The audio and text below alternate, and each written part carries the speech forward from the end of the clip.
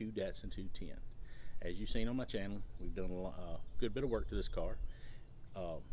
He was noticing the other day when he was driving on D-cell, he was starting to hear some valve or rocker arm clatter. So what we're going to do is we're going to tear into it and see if something has come loose, if I did something wrong, or just exactly what's going on with it. So y'all hang on, I'm going to tear it all apart and I'll bring you back when I got you something reasonable to show.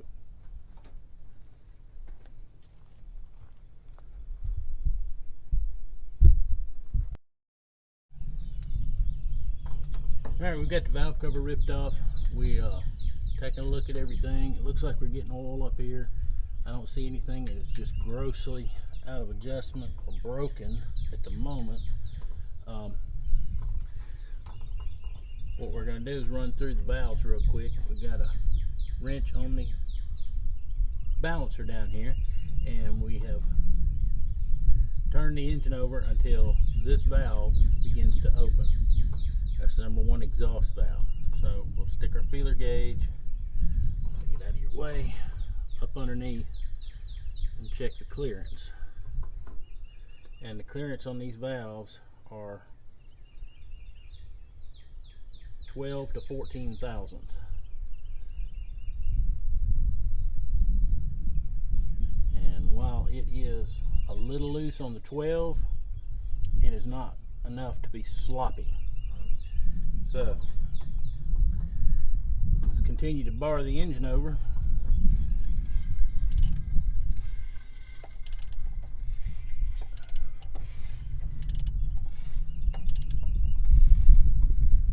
Alright.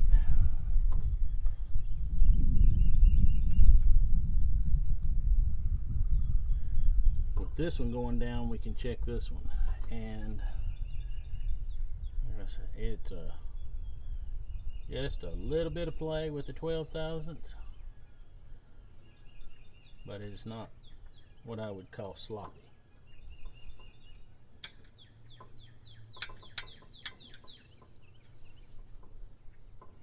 Pushing over on the rocker arm shaft so I can look at the shaft, make sure there's not any scarring on the shaft, and I don't see any. Pull over. That one's under load. I'm not going to be able to move it. All right.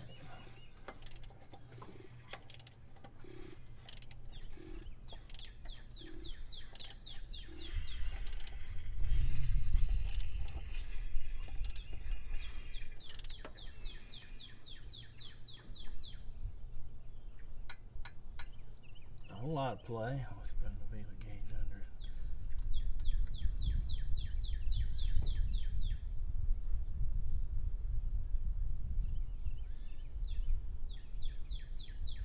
It's a little loose, but it's not what I would call sloppy.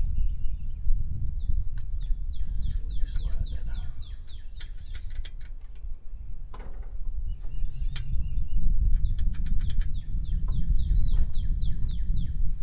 Alright, we'll carry on.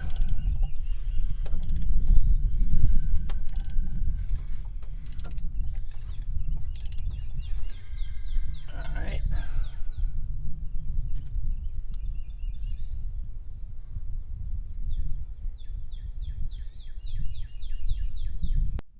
Okay, we went ahead and continued on through all the valves, and I didn't find any that I felt were excessively sloppy.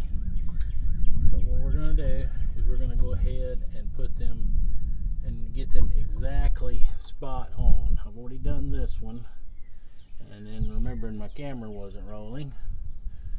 So we're going to carry on. What you do is roll the engine around until this valve of this pair begins to go down, and that's called being on the toe, which means this one is on its heel, means it's all the way up. So all you have to do is a regular screwdriver on this particular engine. For your jam nut, hold the adjuster screw with a flat blade screwdriver, loosen the jam nut while holding the adjuster screw, slide your feeler gauge till you get a little bit of drag, and then you hold it in place while you tighten down the jam nut. It's pretty simple. But after you tighten the jam nut, sometimes it will affect your measurement like that. It allowed it to get a little bit looser than I wanted. So tweak it just a little bit and jam it back off. And just like that, boom, there it is. Okay, I'm going to do another one for you. We'll repeat that process one more time.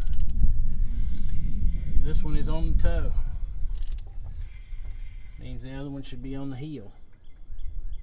And it is.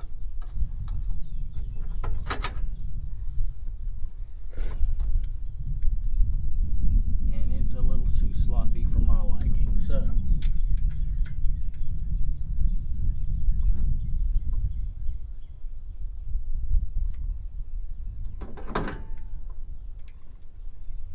loosen the jam nut, turn the adjuster screw just a smidge. Little drag, hold the adjuster screw, tighten the jam nut, check our feeler gauge. Perfect.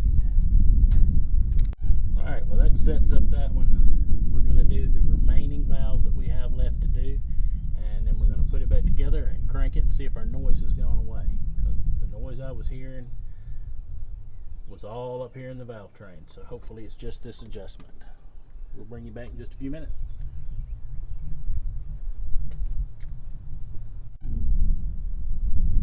Okay guys, sorry if there's a little wind. Not a whole lot to do with it. Got a windsock on and it's just a little breezy today. One thing you want to do when after you've been in and adjusting valves, you don't want to get carried away, but you want to go back over the adjuster nuts. You just want to make sure that you haven't left one loose just by accident. So just take your wrench and just tweak each one of them. You'll be able to tell if you haven't remembered to tighten one by accident, because it'll move pretty easy. But you certainly don't want to come back into this job and have to replace a bunch of broken parts because you left something loose. But you just quickly take your wrench. It's just a little 12mm wrench on this particular car.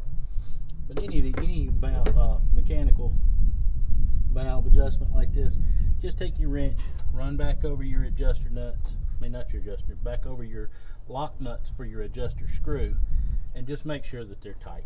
That's all. As far as any major mechanical problem up top, I don't see anything wrong. So we're going to throw it all back together and crank it up and see if the noise is still there now that I've kind of gone through and tightened up the valve adjustment. So y'all hang on, we'll get it back together. Alright, well, let's crank it up and we'll listen to see if our noise has gone away or if it's gotten worse.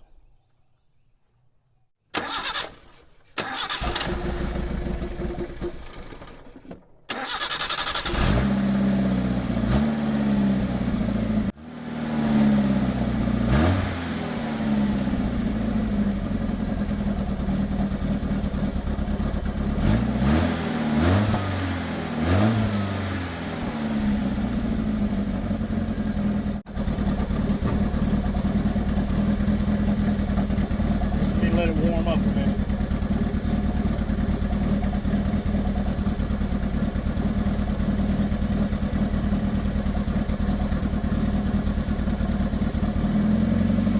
There we go. Got a little vacuum leak. I hate disturbing these lines.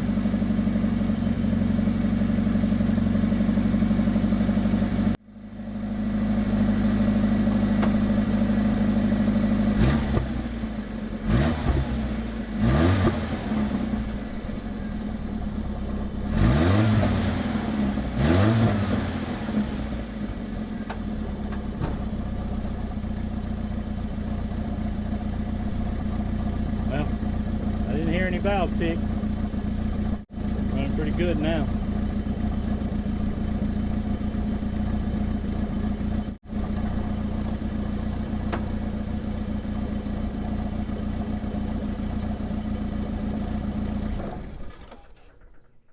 Alright guys, as you can hear, it runs well again. There's no clatter in the rocker arms, so got that fixed. But what I wanted to talk to you about is the ease of which these cars are to work on. You've got Phillips head screwdriver number 2, you've got a regular blade screwdriver, I've got a 12mm wrench, I've got a 10mm 1/4" drive socket, and I used an 1 1/8" because that's the only thing I had here at the house that would fit the harmonic balancer. Fits it fine, turns the engine over fine, and I used a magnet for a couple things.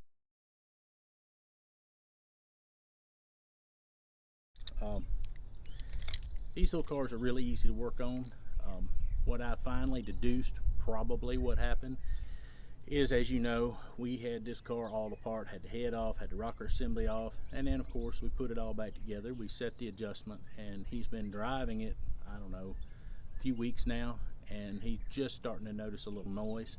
So what I'm thinking is, and I've seen this happen before, is you'll put it all back together, you'll drive it a little while, and in a term my dad uses, everything gets happy. Basically everything starts wearing back together like it was before, and gains a little clearance. So you go back in, you make a simple adjustment to your rocker arms, and it'll probably be fine from now on. Well, another 30,000 miles. You're supposed to do these adjustments at like 30,000 miles or so. So anyway, she's running good again. I appreciate y'all coming along. If you hadn't done so already, go ahead and hit the subscribe button. We got a lot of good things coming. We're going to do some small engine work, and my boys have been after me to get back in doing some of my outboard marine stuff. So I really wish you would come along, and you can, if you enjoy that stuff, and watch it.